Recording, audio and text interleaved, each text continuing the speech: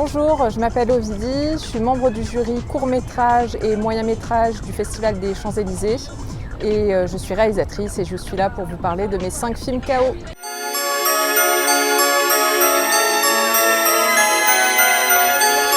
Alors mon premier film KO, c'est un film qui est sorti en 1977 qui s'appelle Orca. Qui est sorti 2 ans après Les Dents de la Mer et qui était produit par Dino De Laurentiis et qui avait le nez creux et qui s'est dit je vais faire Les Dents de la Mer 2.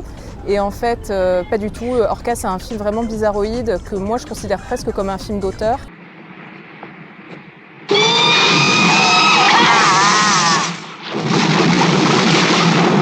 C'est un film avec une musique d'Ennio Morricone. Il y avait Charlotte Rampling à l'époque où elle faisait encore des films chouettes qui joue dedans et qui parle en fait d'un sujet qui est super sérieux, c'est-à-dire la capture et la captivité des orques, qui aujourd'hui a un combat encore mené par des associations comme Sea Shepherd, etc.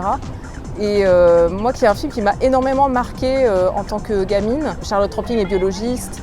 Elle nous explique à un moment que les orques sont extrêmement intelligents, ils ont un instinct de groupe qui est extrêmement puissant, un lien familial qui est extrêmement puissant. Donc déjà, petite découverte de la psychologie des orques. Le personnage principal décide de capturer une orque. Ça se passe évidemment très très mal. L'orque meurt de mémoire, je crois qu'elle est blessée par l'hélice du bateau. Elle m'ébat d'un petit bébé orque qui meurt sur l'instant devant l'orque mâle, l'épaulard mâle qui est en train de regarder et qui est le daron et qui est super vénère et qui du coup va décider de se venger.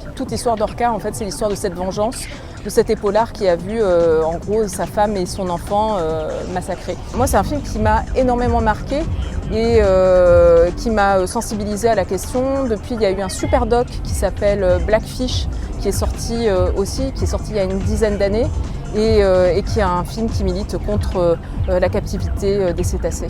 Je suis à fond sur Orca, c'est vraiment un de mes films préférés. Mon second film KO, c'est Les Nuits Fauves de Cyril Collard. Un film qui est sorti en 92, qui était une auto-adaptation de son roman Les Nuits Fauves, qui était sorti en 89, qui est une forme d'auto-narration. En fait, il raconte sa propre histoire, son auto-fiction, on va dire, parce qu'il a pris quelques distances avec le réel. Mais t'as pas honte de te vautrer là-dedans comme une femelle? T'as pas de fierté?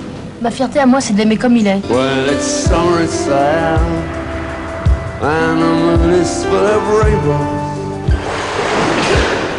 Je veux être avec toi.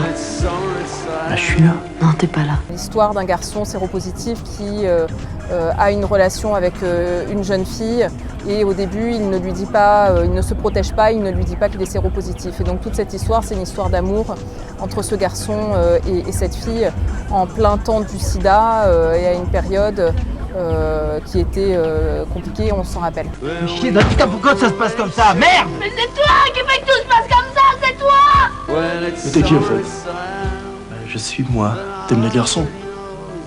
C'est quoi? Je te demande, je sais pas. Cyril Collard, il meurt peu de temps après la sortie du film, puisque après le film, il a un prix en 93 et il est déjà décédé. On se rappelle de Romane Bourringer qui va chercher le prix sur scène et qui est absolument en larmes. Et moi, c'est un film qui m'a vachement marqué, entre autres pour une scène, c'est-à-dire pendant tout le film, ça flirte entre la fiction, le réel, il y a des gens, il y a des acteurs qui ne sont pas tout à fait acteurs. Et à un moment, Cyril Collard est filmé à l'hôpital en train de se faire brûler ses taches de Kaposi au laser par une médecin. Et en fait, cette scène-là, elle s'est vraiment passée. C'est-à-dire il y a toute l'équipe du film, enfin une équipe réduite, mais il y a l'équipe du film qui est venue avec lui à l'hôpital et qui l'a filmé pendant qu'il se faisait brûler ses taches de Kaposi. Et moi, c'est une séquence qui m'émeut énormément puisque là, on est vraiment à la lisière du réel et on sait à cet instant-là que ce personnage-là, qui est à la fois l'auteur, le réalisateur, l'acteur principal, va mourir pour de vrai en fait. On dit au cinéma, voilà, les gens ne meurent pas pour de vrai, mais si, il est vraiment en train de mourir pour de vrai. Tu trouveras personne qui t'aime autant que moi. Qu'est-ce que tu sais de l'amour, toi? C'est un film qui m'a énormément marqué et qui, pour la petite histoire, faisait partie de mon corpus de thèse. Mon troisième film KO, c'est un film qui a bercé mon adolescence, qui est La Classe américaine.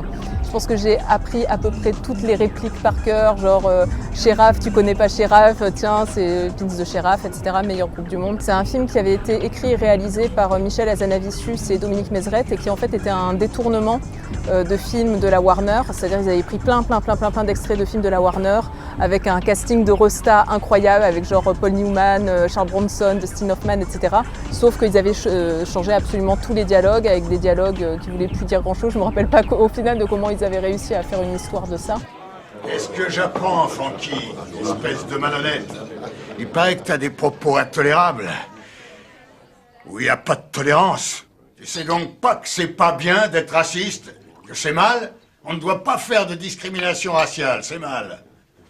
Juger les gens sur leur religion, c'est mal. Sur leur couleur de leur peau, sur leurs origines sociales ou sur leur nationalité, c'est mal. Ok, puisque je vois qu'on peut pas discuter, on va faire un duel. C'était à mourir de rire et c'était un film qui lui-même, je pense, était inspiré d'un autre film de détournement qui s'appelait La dialectique peut-être casser des briques, qui est un film qui est sorti en 73, je crois bien, qui était un détournement post-situationniste, on va dire, d'un film de karaté et sur lequel ils avaient collé des genre du Marx, du Bakounine, etc. Donc ils avaient réussi à détourner le film de karaté, donc un objet populaire en fait, pour en faire un outil de propagande en fin de compte.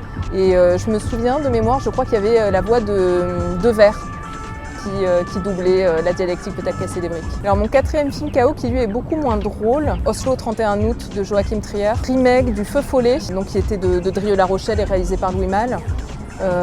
Et une espèce de remake du Feu follet mais à Oslo quoi, en fait, une espèce de remake norvégien. Et donc c'est l'histoire d'un garçon qui sort de Riyad et qui va voir ses amis. Donc vraiment c'est le même principe que dans le Feu follet. Hei, Islinda. Jeg vet jeg har sagt mye før, og sånn, men jeg har det bedre nå, så jeg har det. Du kommer til å se det.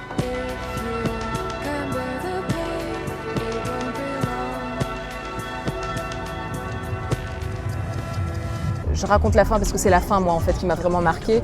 À la fin, il se suicide, donc c'est un film sur le mal de vivre, sur la difficulté à devenir adulte, à se projeter dans des projets d'avenir, dans l'amour, le couple, etc., la famille, avoir des enfants, trouver sa place dans le monde. Et donc évidemment, il ne trouve pas sa place dans le monde et à la fin, il se suicide dans une longue scène d'overdose, d'injection d'héroïne et en temps réel, en fin de compte. Et cette séquence d'overdose en temps réel, moi, elle m'a hantée mais pendant des mois, je crois. Je crois qu'il ne se passait pas une journée sans que j'y pense.